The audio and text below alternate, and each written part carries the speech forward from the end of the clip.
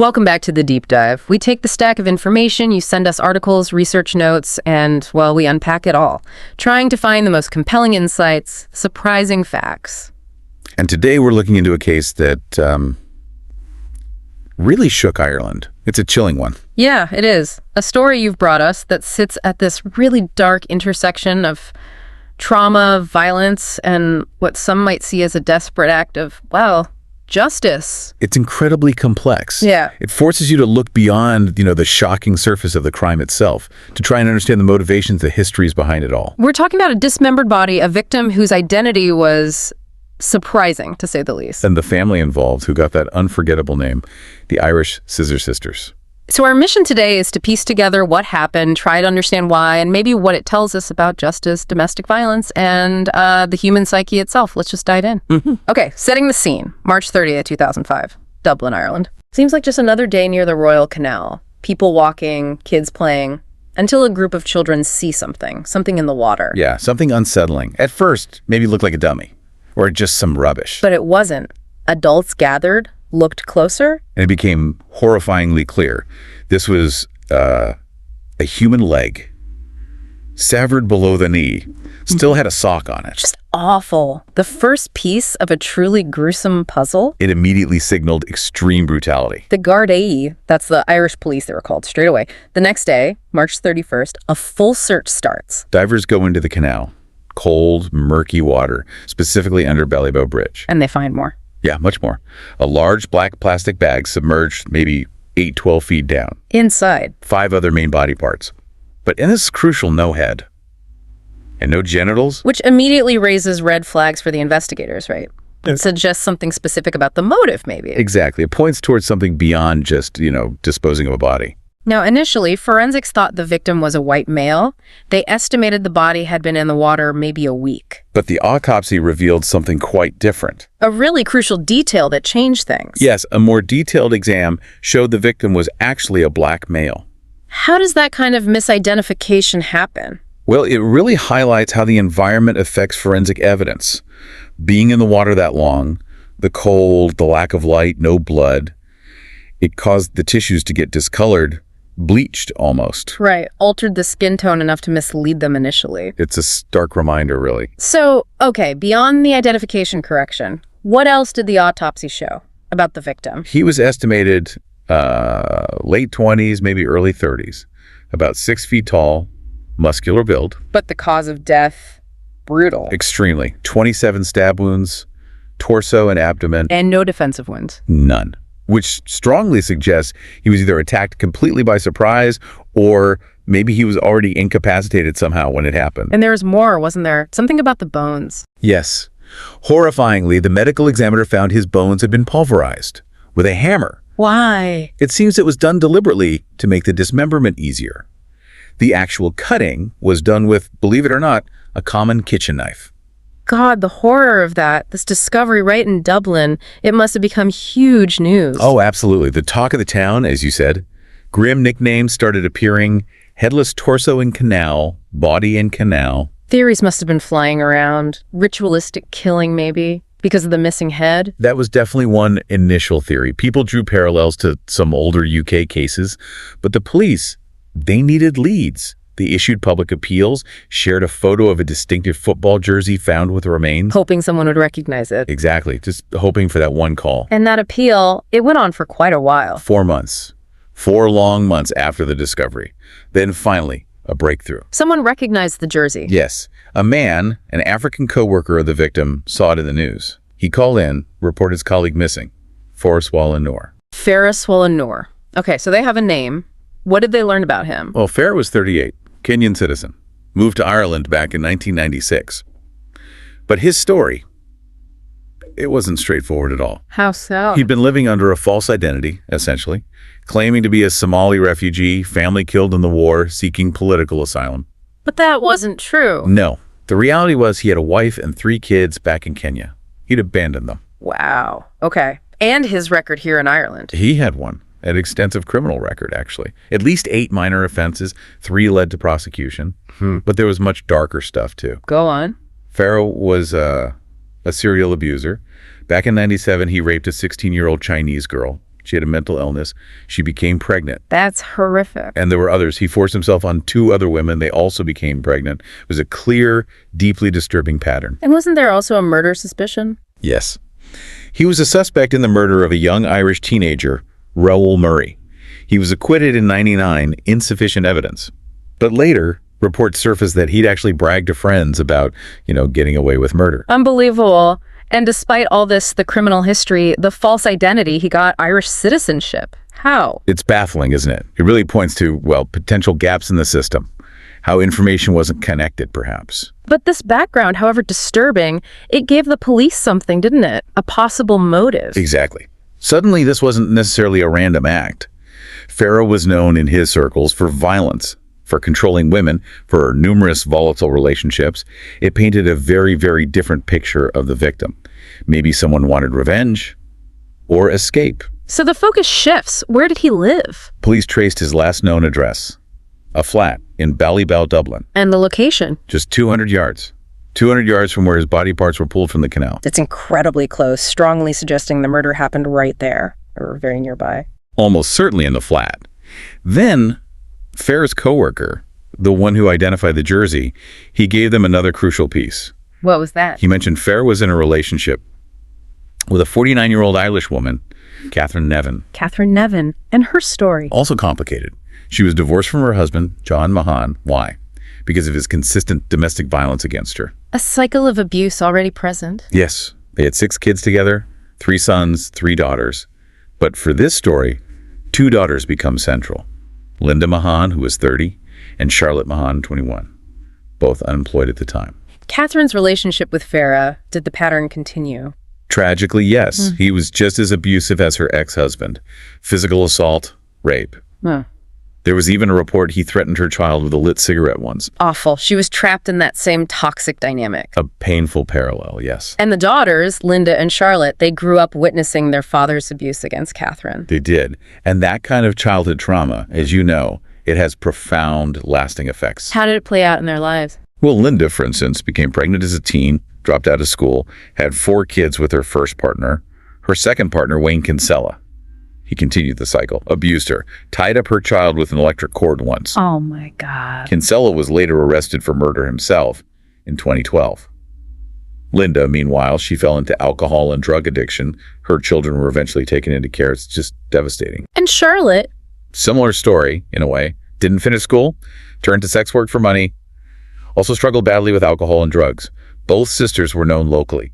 Petty theft, public disturbances, lives clearly marked by trauma and addiction. So police knew about this family dynamic. Had they spoken to them? They had. Right at the start, they interviewed Catherine, Linda, and Charlotte. But all 3 denied any involvement in Farrow's death. But the investigators had other information. They did. From Farrow's coworker and also from one of Farrow's ex-girlfriends, things started to contradict the women's stories. What did the coworkers say? He told police the last time he saw Farrow alive was March 20th, 2005. Farrow was drinking heavily. With Catherine, Linda, and Charlotte, all 4 of them. Late afternoon, right through to early morning. All together. Yes. And he remembered an argument breaking out. He specifically recalled Catherine telling him they would take care of Farrow. That was the last time anyone reported seeing Farrow alive. Take care of Farrow. Chilling, in retrospect. And the ex-girlfriend. She confirmed Catherine often sought her advice about how to deal with Farrow's abuse. She detailed incidents like that cigarette threat against the child. It painted a picture of Catherine being desperate, deeply troubled by the relationship. So eyewitness accounts, a history of abuse, but the women still denied everything. What could the police do? They turned to forensics. This is July 2005. They searched Catherine's flat, the one just yards from the canal. And they found something. They did. Using specialized chemical tests, luminol probably, they found blood stains, hidden, cleaned up, but still traceable. Whose blood? A definitive DNA match to Farrah Swallow-Noor. Irrefutable. He was killed in that apartment. The crime scene was confirmed. And what happened next? Catherine. Just 1 month after that discovery, Catherine Nevin fled, left Ireland, moved to England. Which looks incredibly suspicious. Absolutely. Deepened suspicion immensely. That left Linda and Charlotte behind in Ireland. And for Linda, with all that trauma, the addiction, it must have been overwhelming. It seems it was. Eventually, Linda contacted the police herself. She confessed? She did, admitted everything. That she, her mother, her sister, they were all involved. The murder, the cover-up. Charlotte then confessed too, corroborating Linda's story. So Catherine was brought back. Extradited back to Ireland to face justice alongside her daughters. Okay, so now we get to the night itself, March 20th, 2005. Just after St. Patrick's Day, what actually happened in that flat? Right. Catherine and Farah, they were drinking, still in that sort of festive mood. Catherine invited Linda and Charlotte over. The four of them again. Yes, drinking heavily and taking ecstasy. Catherine admitted using some drugs herself. Things got chaotic fast. Alcohol, drugs, plus all the underlying tension. And then something specific triggered it.